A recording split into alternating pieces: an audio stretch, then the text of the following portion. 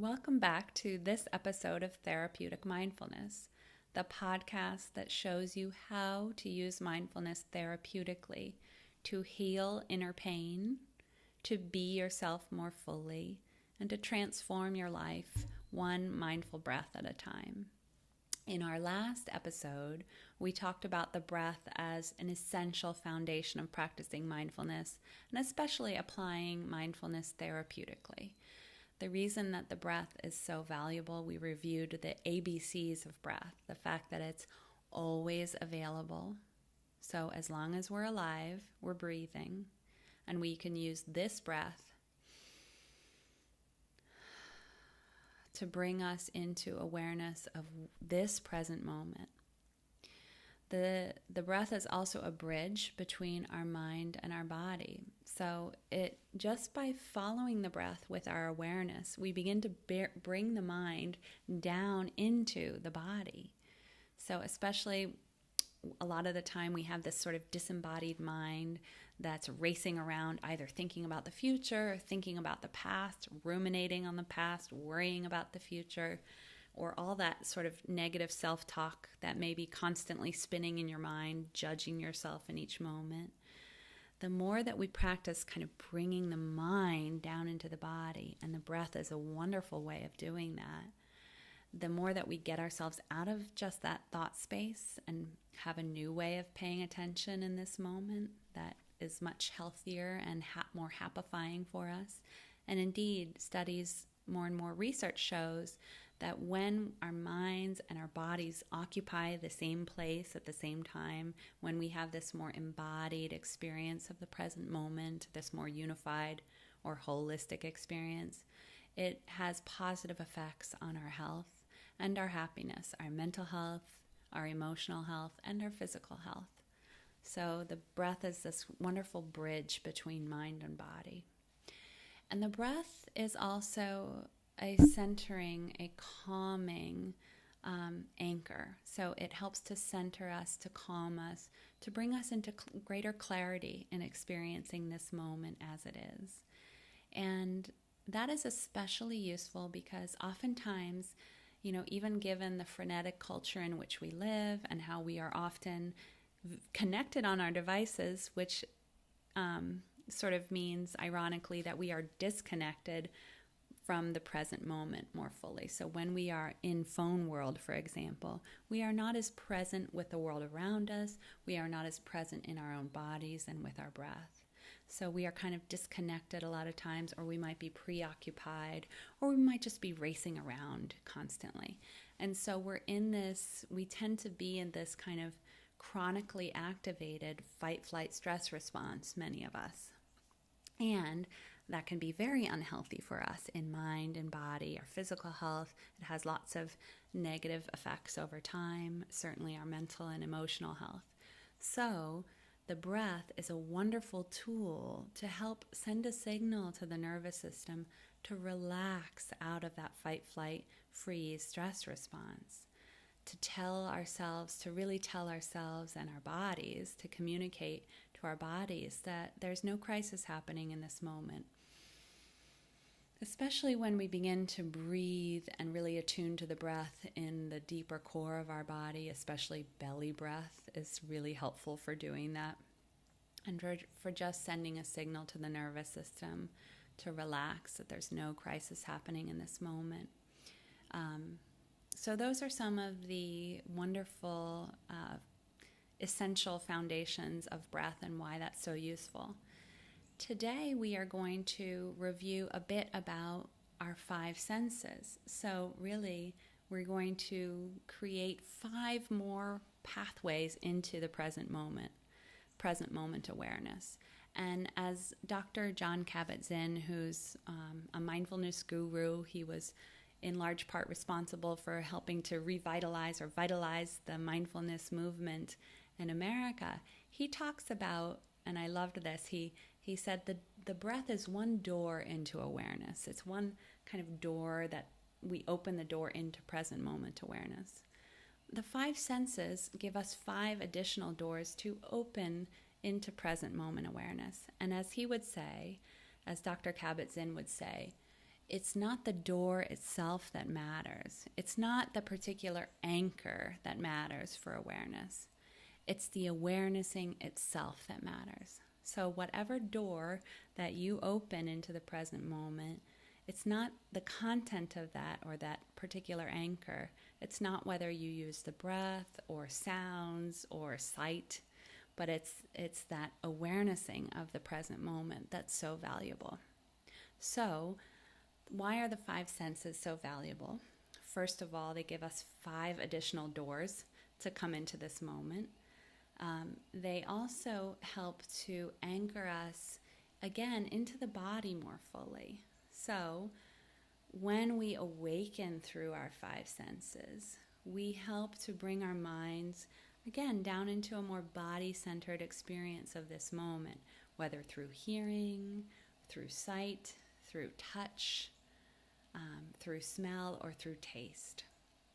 And we also are able to experience this present moment in all of its richness. The more that we're using the senses to bring us into awareness of this moment, the more we can ground ourselves more fully in this present moment using these different hooks, these different anchors. And neurologically speaking, it's really interesting. It has an effect on memory, the more hooks we use. So if we are sort of more fully present by smelling what we're smelling and being alert to what we're hearing or seeing, then it helps to bring a stronger imprint into the mind of our experience in that moment, because it's this richer kind of, it gives the brain more hooks to remember this moment. So we can use this especially to help us imprint positive experiences, like when we're practicing mindfulness, we're coming into calm. The more that we can open our 5 senses, the more we can begin to change the neural wiring of our brains to come into this greater sense of calm. So we're really developing this inner resilience resource, and we can use the 5 senses to really help imprint those calmer experiences for ourselves. Again, one mindful breath at a time. So let's go ahead and do our practice, because it is through the experiential practice that we build this inner resilience resource for ourselves, one mindful breath at a time. So go ahead and find your comfortable position, and really whatever works for you, and you can change it up from session to session. You know, if you're able to sit and find a position of groundedness, just letting your feet rest on the floor, your hands rest on your lap or your knees. Or maybe you'd like to lie down in this moment, or maybe you're standing, or you're walking, or you're driving, in which case, don't close your eyes. Keep them open. But that helps you to use the visual sense more easily. So, and when we close our eyes, we actually bring ourselves, we screen out all that extra visual stimuli, and it helps us tune in to our inner world more easily. But we'll talk about that in future episodes. For now, focus on finding a grounded position for yourself, or just bringing your awareness into this moment through this breath, so that when you're breathing in, just knowing that you're breathing in. When you're breathing out, just practice knowing I'm breathing out. Or just being fully present with the sensations of this inhale or of this exhale. So the breath is always this wonderful foundation, this home base for our awareness, to help anchor us more fully in this moment, to begin to send that signal to our nervous system to relax. But we might notice that it may be difficult to feel relaxed in this moment, and that's totally fine. Again, as Dr. Kabat-Zinn might say, It's not the content of what we're aware of, or it's not the door through which we approach awareness. It's the awarenessing itself that's important. So, take a moment just to take note of your internal mental experience in this moment, the state of mind that you're bringing into this meditation. You might notice that your mind is really restless or kind of all over the place. Or you might notice it's more open or curious or somewhere in the between or something completely different. Again, the content is not important. What's important is your noticing of your experience in this moment. So let's begin to tune into this present moment and to ground ourselves more fully in the richness of this moment through the senses. So expanding your awareness to include the sounds that are happening around you in this moment.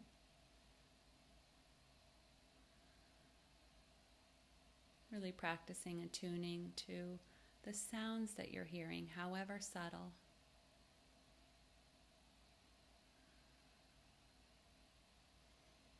You might begin with the sounds that are closest into you, like maybe the sound of your own breath. Or I'm hearing the sound of my laptop battery or operating in this moment, the fan. Normally I don't notice that. Or I might attune to the sound of birdsong happening outside my window, or a plane flying overhead.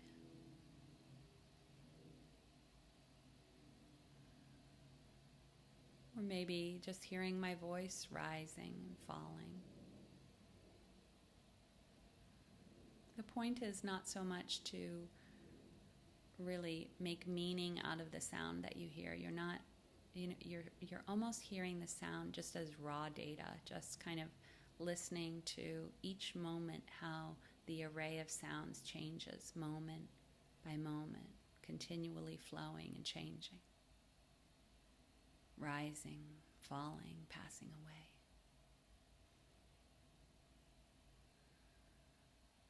Just as the breath is continually changing, flowing, never static.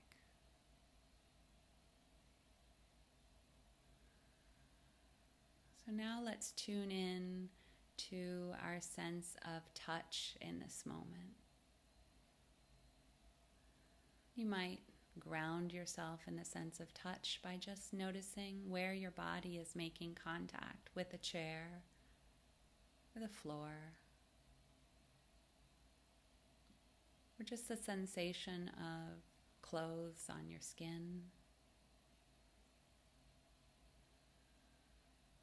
or your feet within your shoes or socks.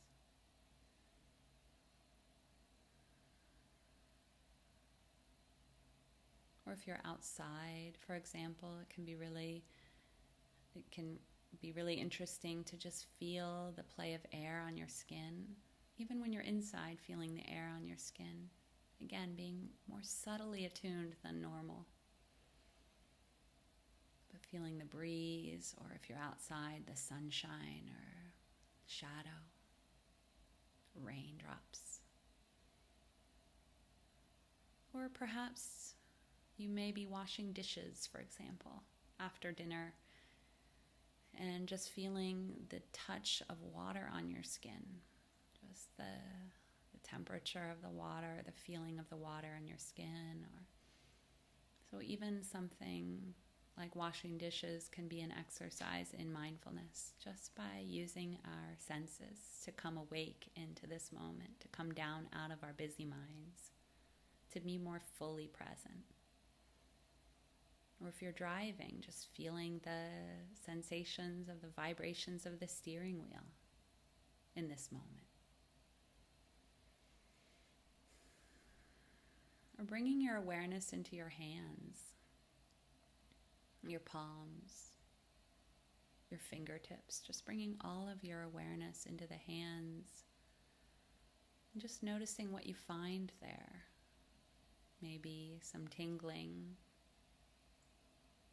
or warmth, heaviness, or just even noticing where the hands are making contact with your body, your clothes, the air.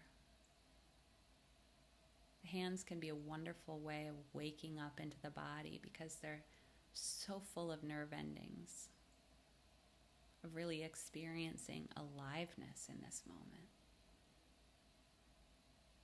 And again, noticing how sensations are continually shifting and changing. You know, we might have an itch in our body or a pain that comes and goes.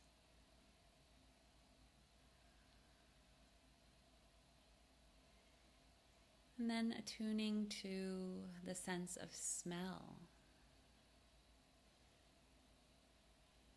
Again, practicing the subtleties of attuning to the subtleties of each sense. So, of course, this may be easier if there's a strong scent in your environment, like perhaps the scent of a favorite perfume or, you know, a nice candle that you love, or some aromatherapy. Those are all lovely scents.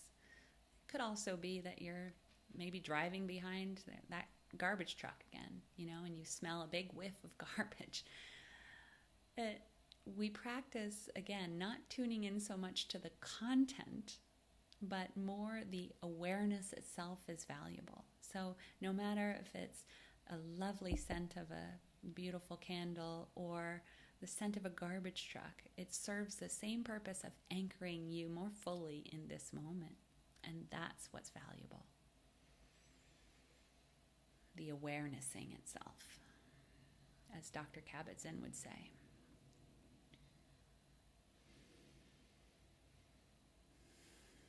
And even if it's hard to have a sensation of smell in this moment, just bringing your awareness into the sensation of the breath moving in and out through your nose, that's wonderful. Just being curious of what your experience is in this moment, not needing to have a particular experience, just practicing, noticing, and being curious. And then finally tuning into the sense of sight. So before you open your eyes, if you have your eyes closed for this particular exercise, just try an experiment of bringing your hand up in front of your eyelids and then just sort of moving it up and down so that you begin to just very subtly pick up on this interplay of light and darkness through your eyelids.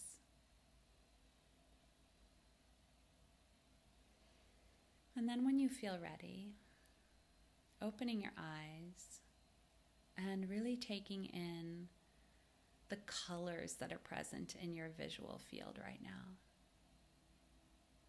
Or maybe the interplay of light and shade or light and darkness. Just really grounding yourself in the visual field through colors, through light and dark, or maybe through the shapes that you see.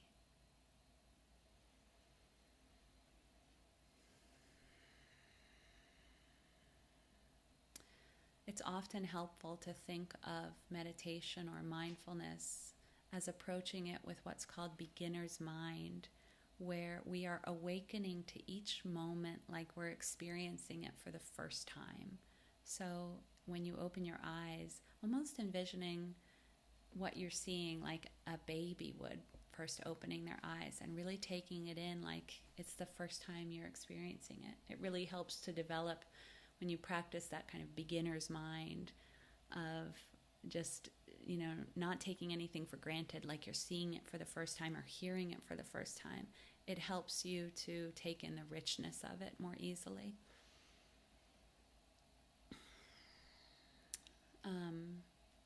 So that is an experience of grounding ourselves through our five senses, which can also be really a helpful tool to learn to do, especially if you struggle with anxiety, like physical sensations of anxiety or even panic attacks, or if you are, caught in these negative ruminating thought cycles, it's really helpful to use your senses to ground yourself more fully in the present and to begin sending that signal to your nervous system that all is okay in this moment.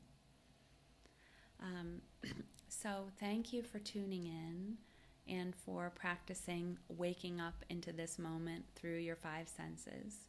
In our next session, we will practice the 2 wings of mindfulness. We will talk about the 2 wings of mindfulness.